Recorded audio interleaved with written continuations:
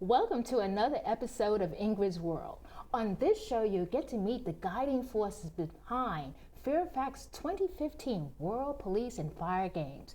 They are bringing 12,000 professional public safety athletes from 70 countries competing in over 60 sports to qualify for 1,600 medal sporting events. 16 World Police and Fire Games, June 26th through July the 5th, 2015. Then you'll meet Sculptor Normon Greene, the creator of Five in the Wind, which is installed on the banks of the Potomac River at the National Harbor in Maryland. His artwork has been displayed in over 90 public parks, schools, galleries, libraries, public recreation centers, and festivals. Now, let's welcome to the show Bill Knight and Second Lieutenant Bruce Blechl. Welcome, gentlemen. Thank you. How you doing? Good. Great, Thank you so much for being here. Well, let's start talking a little bit about yourselves. Bill, do you want to kick it off? Well, sure. I am the CEO of the World Police and Fire Games and the local organizing committee, and have the good fortune of working alongside Bruce and other public safety officers in putting on the single largest event ever in Northern Virginia. Ever. And it is the single sort of preeminent event for public safety officers. And it's an Olympic style competition. And Wow. I'm really excited about it. My background is big events. I was reading that and I see that you really know, so we have the right person. Well, thank you. Wow. And tell us a little bit about yourself. A little bit about me. I'm a 23-year member of the Fairfax County Police Department, currently assigned out of the Chief's office to work on the World Police and Fire Games in a full-time capacity. I started as a competitor back in 1997 and have been involved with the World Police and Fire Games since that time. And in 2009, I was part of the committee that went to Vancouver, British Columbia and won the bid for Fairfax County to host the 2015 games. Oh my goodness, so you had to actually bid just like the Olympics. We did just like the Olympics. We beat out Toronto and Winnipeg in the final round for the privilege to host the 2015 games. How exciting. So tell us a little bit about, the games, because I hear so much about the World Police and Fire Games, and it looked like it was a huge history about it. There is a long history. This is the 30th anniversary games, so it's the 16th edition of the games. They started back in 1985 and have grown organically through the years. I mean, within public safety, the number of participants and so forth has really, grown exponentially. And so we're expecting 12,000 athletes here in Fairfax County in the National Capital Region, and we're getting very close. Very, very close. So what's the history of the games? As Bill mentioned, they did start in 1985, and the purpose for the games was to promote camaraderie, physical fitness, and competition among the public safety entities from throughout the world. And it has grown from several thousand in the beginning to what we're anticipating to be 12,000 plus athletes. And it's held every 2 years throughout the world. In 2017, it goes to Montreal. 2019, it goes to Chengdu, China. Then 2021, it will be a mystery host, which that host will be named during the 2015 games, so stay tuned for that as well. Wow.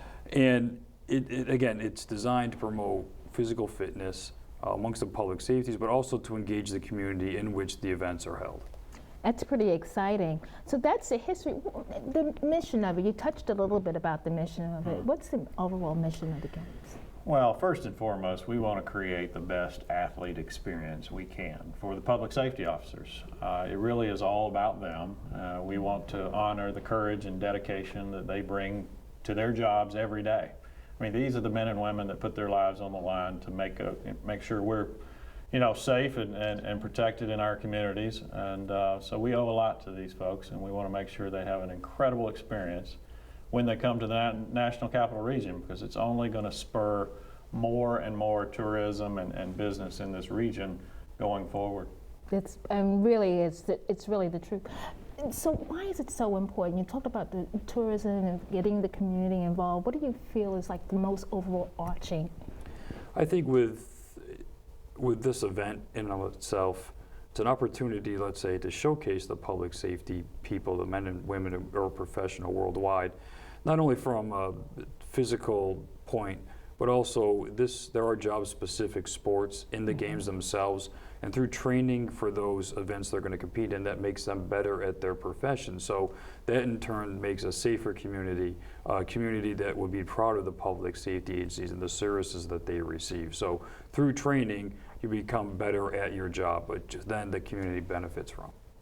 I mean, I also, with some of the promotion I heard is that they did a race up at the Tower Club. They went all the way up. It's a stair climb competition. A stair climbing competition. Right, and so the 28 floors of that building are Right. being used for that particular competition right in Tyson's. And that's a perfect example of training leading into possible real life situation where the competitors will wear full turnout gear, which is a helmet, the jacket, the pants, the boots, the breathing apparatus, and race up 28 flights for a time and against one another. Now come to real life situation, if we think back to 9/11 situations where sometimes firefighters do need to enter a burning building, climb multiple stairs to get to where they need to be. You can see now how training for this event then would benefit later on. Right, right. It's such a, and it really gives you that deep appreciation of what our officers, and what they do, They say we're rushing out of the building and they're rushing in the building, and that's really powerful. So how many countries now are going to be participating? We're expecting over 70. That's sort of been the record to date for these games. And sitting here in the National Capital Region, we think we're a great tourist destination for officers, and we expect to break those records.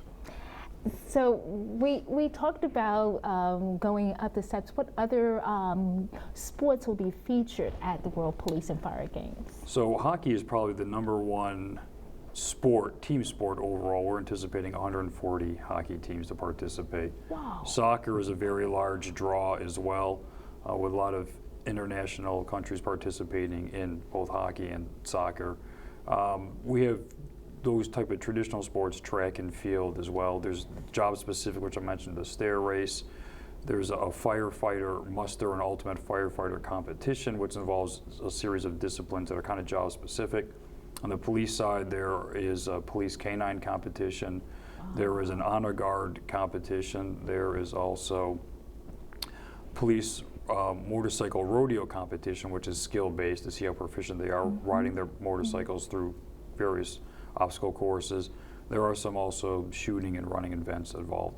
Wow. And then there's also sports that it's hard to categorize, but recreational, sure, dodgeball, dragon boat, darts, bowling, things of that nature. So there's a little bit of something for everybody. That's excellent, and I think that's so important. So now, what's the count so far, and how many athletes are going to be there? Well, again, I think we're tracking very well toward that goal of 12,000. And really? The interesting thing is that compares very favorably to the Summer Olympic Games. The record number of athletes for a Summer Olympics is 10,700 approximately in London most recently. Yes. So we're bigger than the Olympics in that regard, and we also have about twice as many sport competitions as the Olympic Games. Wow. So lots of people who are going to be there. That's really something. Now, what about volunteers? Do you need them?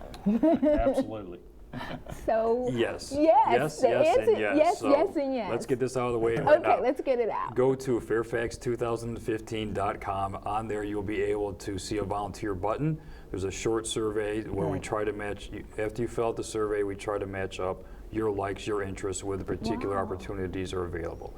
So we need approximately 3,000 plus volunteers to carry out our mission, and that's something as being greeters at the airport, field officials, a field of play, language interpretation, things of that nature. Because again, this is 70 countries that are coming. Right. So we want to be a gracious host. Fairfax County and the National Capital Region is a melting pot. The resources are there, so we'd like to tap into those. Oh, wonderful. And I love how you're talking about that, speaking and saying, well, the language, and then greeting at the airport. I can really relate to that. It's so important that's your first contact when you come in. We just hosted a convention, one of my organizations, and I was an airport greeter. Oh, yeah. Good. So, and it just meant everything. You know what? Our volunteer application. Wait a minute. I think I need to complete that form. Yes. So we know now how to get in touch with and how to sign up to be a volunteer. And then there's plenty of us who would like to also, this is like a once in a lifetime experience, at least it is for me, because I don't quite see myself going to any type of Olympic style event. So I want to see the games. So does it cost? How do I do this? Perhaps the greatest component of these games, quite honestly, is all of the sport competitions are free of charge to the general public. Really? So, absolutely. This competition and these games want to be as open and friendly to the community as possible, because at the end of the day, there is no public safety without community, and there's no community without public safety.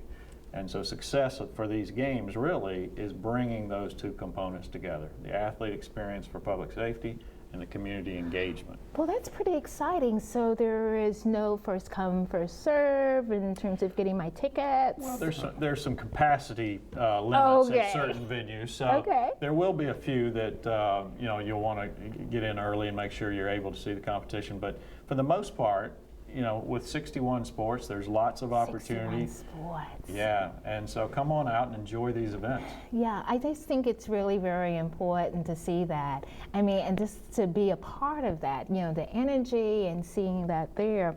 So we're getting close to, the end of the show. So let's go back to where can we get more information for our viewers? Yeah, so I will say, first off, Fairfax2015.com, our website. We're also our Facebook page, which is Fairfax 2015 WPFG. We're also on Twitter. You can follow us through those social medias as well. Opportunities like this, so thank you very much for allowing us to spread the word. We have media partners as well, so look for ad placement in newspapers coming up and also TV spots as well. Excellent, excellent.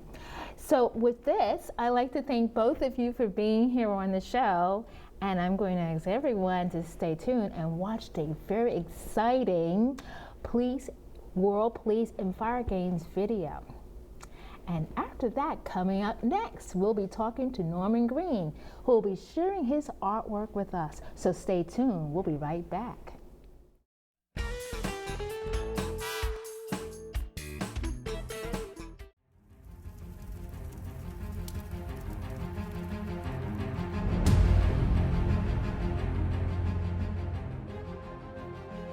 There are few places in the world that have a more profound regard for courage, and we have never been shy about putting our reverence on display.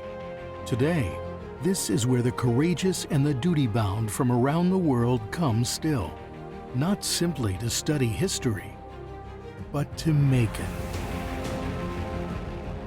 In the summer of 2015, Fairfax County, Virginia, and the National Capital Region will welcome humble heroes from communities around the world as it hosts the 2015 World Police and Fire Games. As exciting as they are inspirational, the World Police and Fire Games will attract, celebrate, and honor over 12,000 first responders, representing police and fire departments and other public safety agencies from more than 70 countries to compete in venues across the region. With more athletes than a Summer Olympic Games, the 2015 World Police and Fire Games will be among the world's largest multi-sport competitions, fielding over 60 sporting events spanning over 10 days. Strength will be tested. Character will be revealed. History will be made. But courage will never be questioned. Join us as we celebrate the Games of Heroes, the 2015 World Police and Fire Games.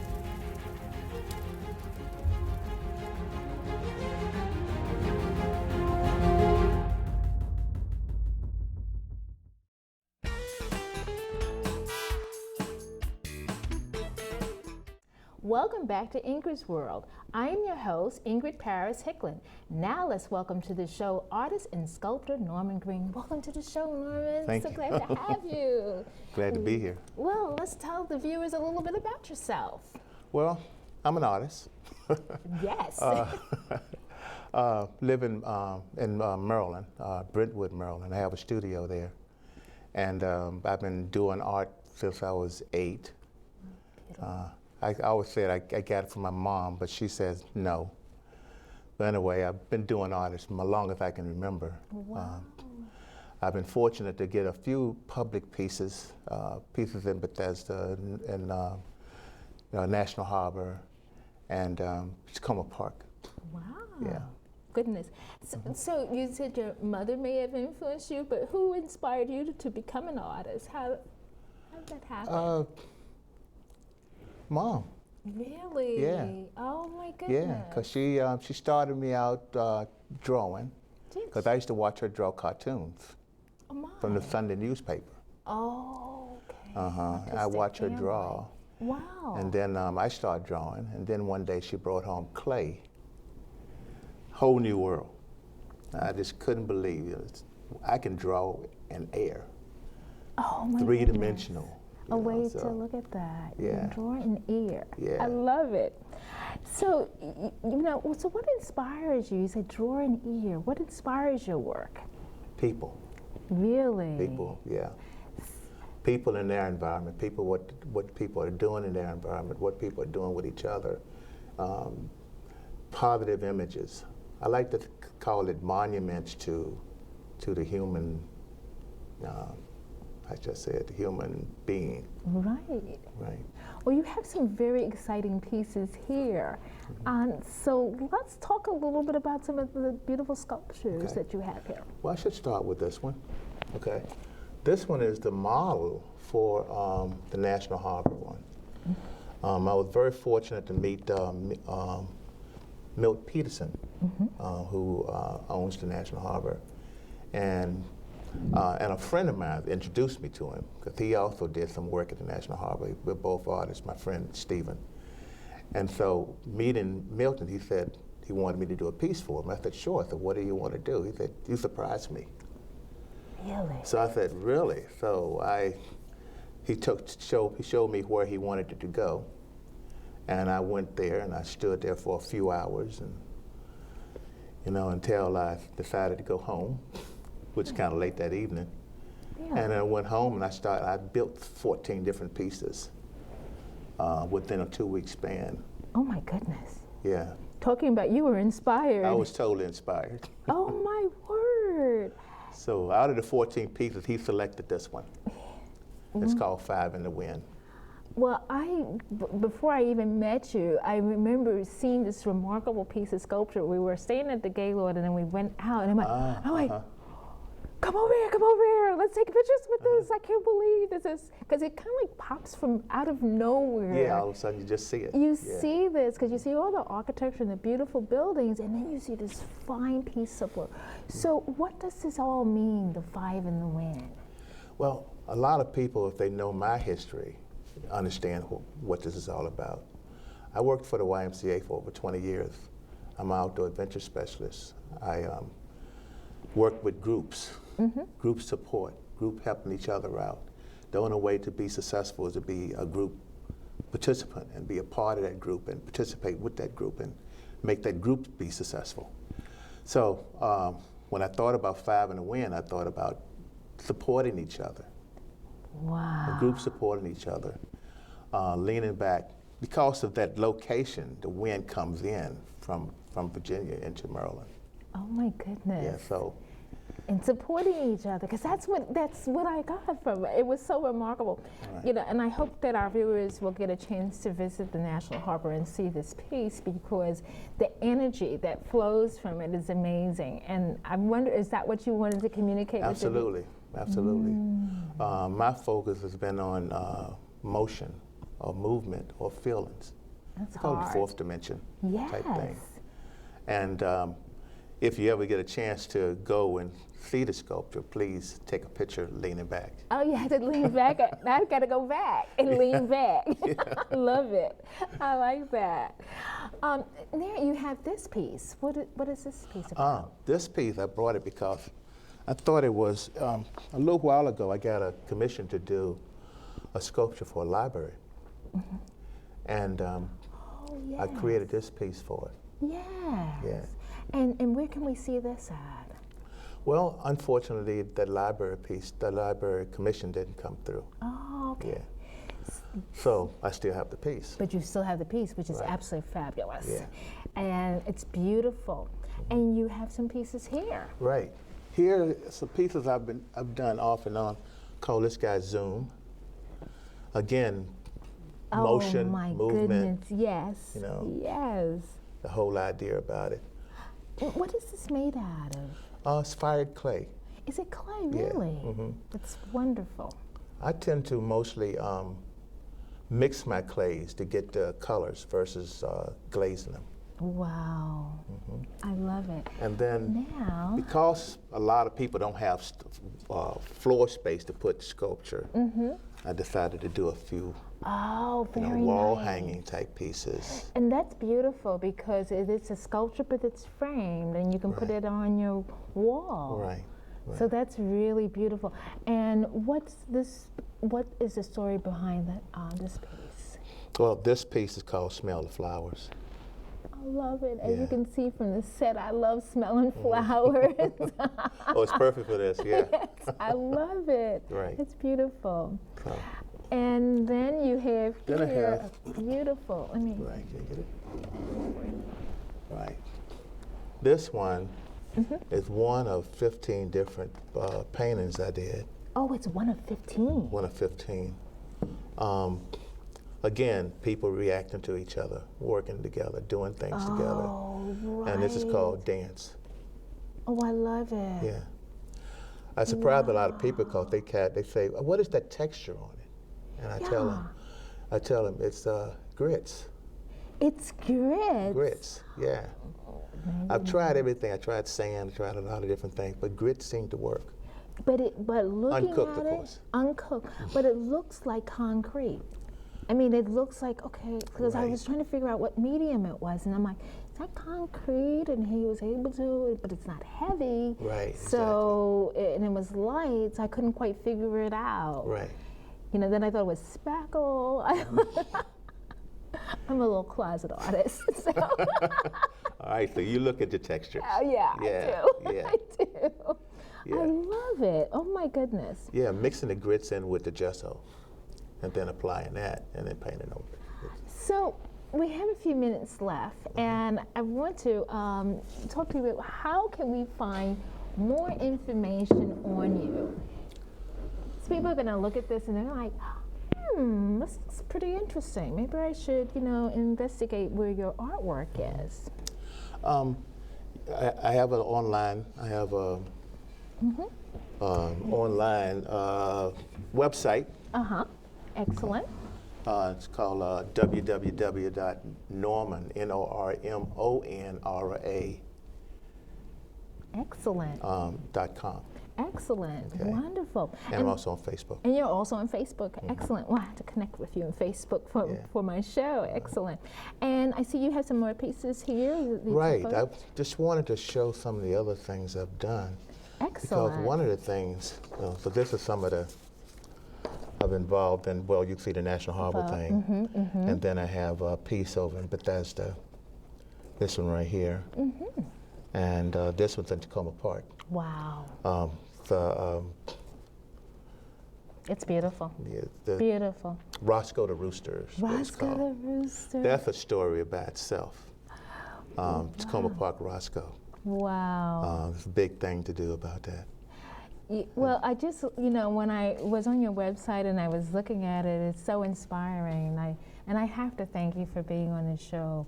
I'm sure you have really inspired so many of our viewers here to pursue a life of an artist. And maybe one day they'll be a Normon Greene. Thanks again for being on the show. Thank you. I'd like to thank our wonderful guests for being on the show. My final thought is from George Washington Carver. When you do common things in life in an uncommon way, you will command the attention of the world. Thank you for watching Ingrid's World. And don't forget to like us on Facebook or see ingridsworld.org for the broadcast schedule. Thanks for watching.